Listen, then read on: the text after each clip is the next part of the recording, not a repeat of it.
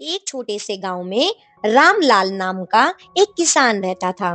वह बहुत मेहनती था, लेकिन अपनी चालाकी और स्वार्थी स्वभाव के कारण वह दूसरों के खेतों से चोरी करता था। रात के अंधेरे में पड़ोसियों के खेतों से फल, सब्जी आदि काटकर अपने घर ले आता और सुबह इसे बाजार में बेचता। और पूछने पर कहता कि मुझे इसके बारे में कुछ नहीं पता। उसी गांव में एक धनिया नाम के बूढ़े किसान रहते थे, जिनका खेत रामलाल के खेत के बराबर में ही था। ज्यादातर रामलाल धनिया जी के ही खेत से चोरी किया करता था।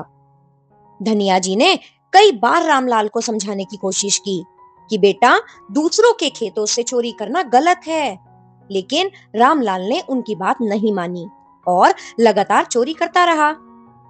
एक दिन धनिया ने रामलाल को सबक सिखाने के लिए गांव वालों के साथ मिलकर एक योजना बनाई। उसने अपने खेत में एक जाल बिछा दिया और उसमें रामलाल का इंतजार करने लगा।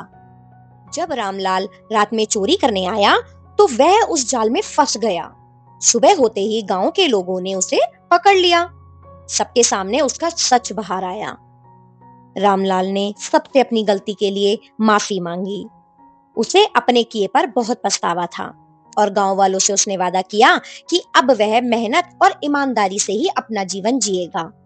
इसके बाद उसने कभी भी किसी का नुकसान नहीं किया और अपने खेतों में मेहनत से काम करने लगा। ये कहानी हमें सिखाती है कि हमें हमेशा अपनी गलतियों को मानना चाहिए और उसमें सुधार करना चाहिए। आज के लिए इतना ही। मिलते हैं अगली कहानी के साथ। हमारी कहानी को लाइक और चैनल को सब्सक्राइब कीजिए ताकि आपको आगे की कहानियों के लिए नोटिफिकेशन मिल सके।